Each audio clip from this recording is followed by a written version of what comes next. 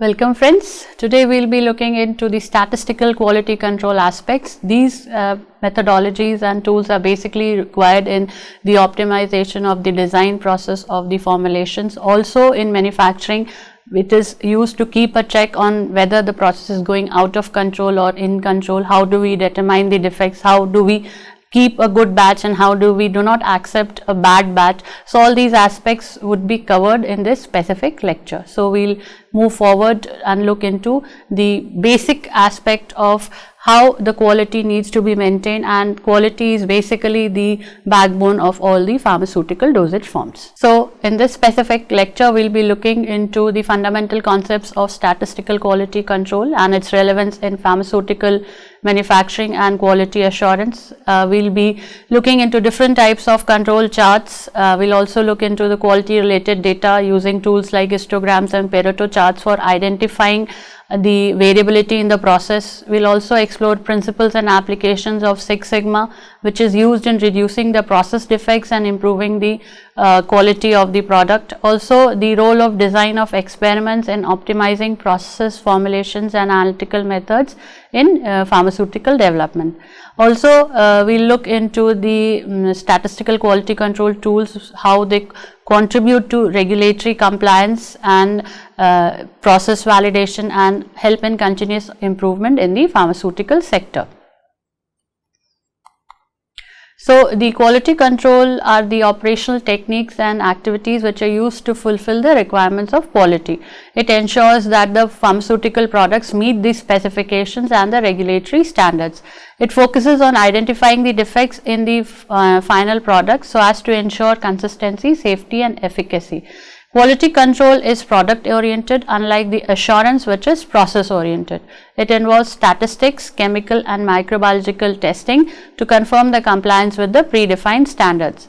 The QC is essential for the regulatory submissions and it varies with the kind of the regulatory body. The key points in the quality control is that it focuses on the product inspection and testing. It identifies the defects and tries to correct the defects. Also involves sampling, testing and documentation. This is generally used for checking the weight uniformity, content uniformity, dissolution rate, as well as the filtration rate, as well as the presence of particulate matter in various kinds of formulations. So the purpose is to detect and correct the defects before product reaches the market, ensure regulatory compliance and product reliability, and maintain brand reputation and consumer trust. So in pharmaceuticals, this is important because it helps in ensuring the patient safety by preventing substandard or contaminated drugs from reaching the market. Builds regulatory compliance, as strict QC measures are required by authorities like FDA, WHO, CDSCO and EMA and the similar regulatory bodies. It helps maintain product consistency across batches and lots. It helps protect the company's reputation and prevents product recalls and penalties and legal liabilities. Also, it supports clinical and commercial success by ensuring that the drugs perform as intended in terms of safety, efficacy and quality. So the various verticals of QC testing in pharmaceutical sector are: first is the raw material testing, in which the purity and quality of all the incoming materials has to be identified before it goes to the production floor.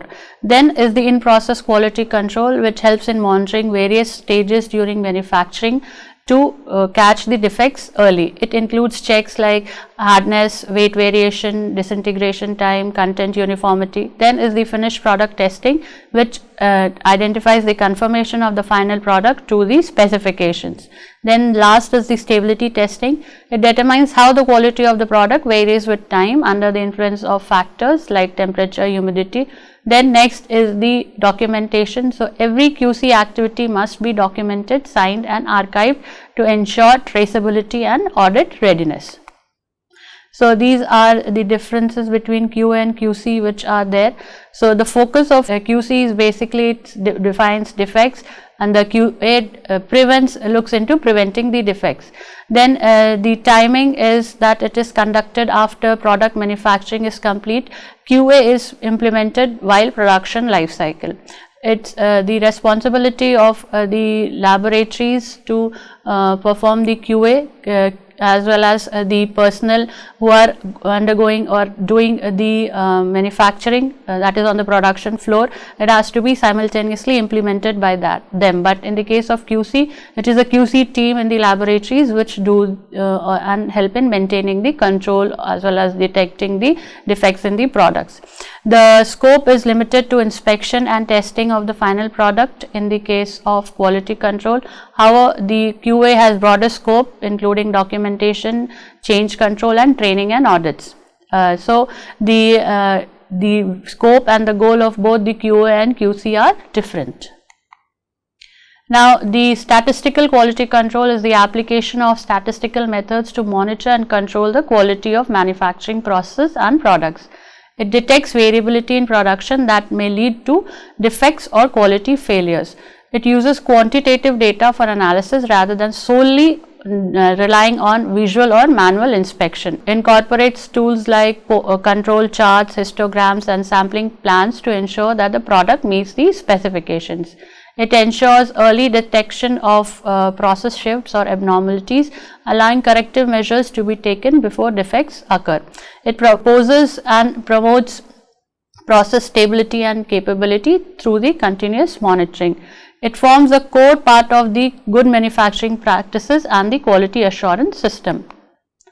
The quality control refers to the use of the statistical methods to monitor and control a process. It helps ensure that the process operates efficiently, producing more specification conforming products with less wastage, and the various types of the statistical quality control are mentioned in figure 1. So, it can be the process capability analysis, acceptance sampling, histogram and Pareto charts. Then there are the Six Sigma, DOE and descriptive statistics.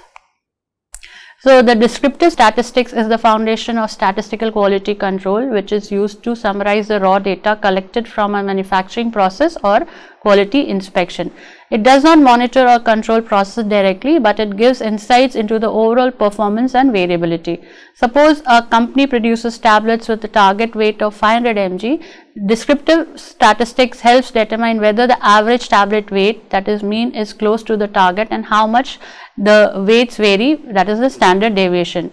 Key tools which are used are mean, median, range, standard deviation and histogram. The data is visualized in the form of histograms or box plots to see the data distribution and outliers for better analysis. The preliminary assessment, that is before applying quality control charts or sampling, descriptive statistics help assess data quality and suitability. It forms the basis of further analysis and is critical for process understanding and decision making. Then the statistical process control is a proactive quality control method that uses statistical techniques to monitor and control a process. It helps identify variations that are either common causes, natural or special causes, that is the abnormal. It is made by plotting measured values on a control chart, so that it can be seen whether a process is stable or within control limits, or there are trends or that can be used as a signal for analysis of the data and the process. So, for example, if a machine starts drilling holes slightly off center, an SPC chart might show a drift from the center line, promoting early maintenance before producing defective parts. The control charts are the heart of the statistical process control. These are based on X bar and R chart, that is variables, and attributes, which are the P chart and the C chart. Acceptance sampling is the next tool. This is a method which is used when inspecting every unit is impractical or too expensive. Instead, a sample is taken from a batch and decision to accept or reject the entire batch is done. So, this is common in incoming inspection, that is checking goods received from a supplier, or final inspection, that is before shipment. For example, if a shipment of 10,000 tablets is received, an inspector might test only 50 randomly selected tablets. If the number of defective tablets is below a certain threshold, the whole batch is accepted. So, this we have already seen in the sampling lecture. So, the key concepts which are used are the acceptable quality limits and the operating characteristic curve, which we have already discussed. Then there is process capability analysis. So, this determines how well a manufacturing process meets predefined specifications or tolerances. This uses statistical matrices such as the CP, process potential, and CPK, which is process performance, to quantify capability. It helps identify whether the observed variation is within acceptable limits or requires adjustment. Continuous improvement is also possible, this by the use of Six Sigma and GMP compliance by targeting the capability improvement techniques. Then this is relevant and essential for validating manufacturing processes like granulation, coating or blending to ensure batch to batch consistency. Histogram and Pareto charts. So, a histogram is a bar graph representing the frequency distribution of a data set. It shows how often each range of value occurs in a data set. It helps visualize the spread and central tendency of the continuous data such as tablet weight, dilution time or fill volume. So, a bell-shaped curve indicates normal distribution and a stable process. A skewed histogram may point to an issue like improper machine setting or raw material inconsistency. It helps identify unusual values, which are called as the outliers, which represent defects or process deviation. This is used in the process validation and monitoring to understand the variability and ensure process stays within the control limits. A Pareto chart is a bar graph arranged in the descending order of frequency, often combined with a cumulative percentage line. It is based on 80-20 rule, which helps identify the vital few causes which contribute to the majority of the issues. That is, 80% of the defects come from the 20% of causes. So, this enables, the Pareto charts enable prioritization of problem solving efforts by focusing on the vital few causes which are responsible for the major defects. This is commonly used in root cause analysis, for instance, in identifying top reasons for batch rejection like weight variation, coating issues, label errors. This guides the quality teams on where to allocate resources for maximum impact in continuous improvement initiatives. Six Sigma is a data-driven methodology which is focused on process improvement by reducing variability and defect. It aims for a process performance level that produces no more than 3.4 defects per million opportunities. A Six Sigma process means that the process mean is 6 standard deviations away from the nearest specification limit, ensuring extremely high quality. The goal of the Six Sigma is to achieve near perfect quality, minimize process variation and improve consistency and customer satisfaction. It supports GMP and regulatory compliance. Then the DMAIC methodology is generally used in Six Sigma, that is, define the problem and project goals, measure current performance, analyze the root cause of defects, improve the process by eliminating root causes and control future process to sustain improvement. The benefits of this are that it enhances product quality and process reliability, it reduces waste, rework and cost, improves regulatory compliance and encourages data-driven decision making. The tools which are used in Six Sigma are control charts, Pareto analysis, cause and effect diagram like Fishbone or Ishikawa, then failure modes and effect analysis, statistical process control charts are also used. Then next is the design of experiments, which are another kind of statistical quality control tool. These are structured, organized method for determining the relationship between factors affecting a process and the output of the process. This helps understand how input influence outcome using a scientific statistical approach. This also helps to understand the interplay of the factors which are responsible for a specific outcome. The common types of the DOE used in pharmaceutical industry are the full factorial design. This tests all possible combinations of factors useful when interactions are critical. This provides the complete information on main effects and interactions. This is generally suitable when the number of factors is low, between 2 to 4. This is very useful in early stage development where deeper understanding is needed. Fractional factorial design is a reduced version of full factorial design used when testing for combinations is not practical due to cost or time. This helps in saving time and resources, sacrifices some high order interaction effects which are assumed to be negligible. This is mainly used for screening purposes. Then next is the response surface methodology. This explores the relationships between several explanatory variables and one or more response variables. The key features of this design are that it includes design like central composite design and box-Becken design, provides a second order polynomial model and is useful for fine tuning formulation of process variable. Then there is Plackett-Berman design. This is a screening design used to identify the most influential factors from a large pool. This is a screening design that identifies important factors from a large set of variables and tests the factors at two levels only, that is the +1 and -1.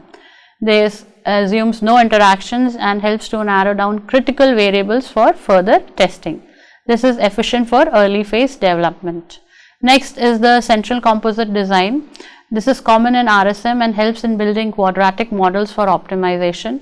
A popular RSM design is used to build a quadratic second order model for response variable. It uses axial points and center points for complete factorial design. The key features are that it helps model curvature in the response surface. This is ideal for optimization problems and provides high quality data for modeling and predicting responses. Then there is a box-Becken design, which is another type of RSM design that does not include extreme combinations. The key features are that it requires fewer experiments than the central composite design. It is good for response optimization and generates quadratic model without needing corner points. So, next is why do we require sampling in QC? Sampling in the pharmaceutical quality control is done to evaluate a representative portion of a batch without testing the entire lot. It ensures that the resources are efficiently used while maintaining confidence in the product quality. It helps detect variations, contamination or out of specification use before final product release. It plays a critical role in compliance to the regulatory bodies and avoids product recalls and patient harm. There can be various types of sampling plans, like single sampling plan, wherein a fixed number of units are tested. Based on the number of defective units found, a decision to accept or reject the batch is made. Next is the double sampling plan, in which a smaller first sample is tested. If the results are inconclusive, a second sample is taken to take the final decision. Then multiple sampling plan, where more than 2 samples are taken in a stepwise manner. It allows early decision making with fewer samples in many cases. These plans offer flexibility between risk, time and cost efficiency and is used based on product criticality, production volume and risk assessment. Then binomial distribution in acceptance sampling. The acceptance sampling assumes that each unit has a constant probability of being defective. The binomial distribution estimates the probability of finding a certain number of defective units in a sample. It is particularly useful when the sample size is small as compared to the batch size. This helps calculate the producer's risk and the consumer risk during quality decision making. The operating characteristic curve is a graphical representation that shows how well a sampling plan distinguishes between the good and bad lots. It plots the probability of accepting a batch versus the actual percentage of defective items. It allows stakeholders to understand the risks associated with quality decisions in sampling. So, the plot of percentage defective versus probability of acceptance. In this, x-axis shows the percentage of defective items and y shows the probability that the lot will be accepted. A steep curve indicates a sharp decision boundary, that is good discrimination between the good and the bad lots. The plot helps visualize the producer's risk, that is chance of rejecting a good lot, highlights the consumer risk, that is chance of accepting a bad lot. It enables selection of optimal sampling plans that minimize these risks and are useful for regulatory justification, internal quality control processes. A sampling plan may show that if a lot has 1% defect, there is a 74% 50% probability that it will be rejected. This helps in adjusting the sample size or acceptance number to reduce a risk. So, the risk types are of two, type 1 and type 2 error. That is, type 1 error, alpha is the risk of rejecting a good lot. This occurs when a batch that meets the quality standards is mistakenly rejected. This leads to wastage of good products and increased costs. It is called as producer's risk and should be minimized. Type 2 error, that is accepting a bad lot, occurs when a defective batch is wrongly accepted as good. It poses serious health risks known as consumer risk, and minimizing beta ensures patient safety and regulatory compliance. Then power of the test, that is 1 minus beta, refers to the probability of correctly detecting a defect when one exists. However, higher power means better reliability of the test. Power is influenced by sample size, effect size, that is difference, and the significance level. The decision criteria and significance levels are there. In significance level, alpha defines the threshold for rejecting the null hypothesis. Commonly used alpha is 0.05 or 5%. The decisions are based on the statistical test comparing observed data with the expected behavior. Setting proper criteria helps balance between the type 1 and type 2 errors. The control charts which are used in the statistical quality control are based on variability and attributes. So, they help distinguish between common, natural and special assignable causes of variation. These are used widely in manufacturing to ensure consistent product quality. They provide early warnings of drift in the process or deviation and are essential as per GMP. So, the elements are the central line which represents the process average, that is mean, upper control limit usually set at +3 standard deviations from the mean, and lower control limit set at -3 standard deviations from the mean. Any point outside the limits indicates out of control condition. Then there are mean and range charts. These are used as continuous variable data. The X bar charts monitor the average mean of the process over time. R charts monitor the range difference between the highest and the lowest value within the subgroup.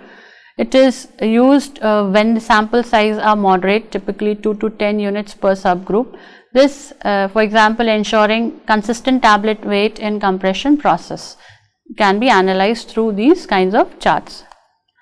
Then mean and standard deviation charts used for larger sample sizes.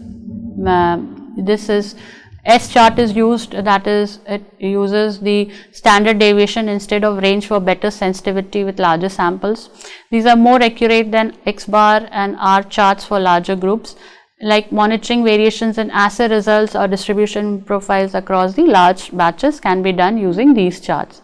Then there is proportion defective chart. This is used for attribute data, that is defective versus non-defective. This plots the proportion of defective items in a sample.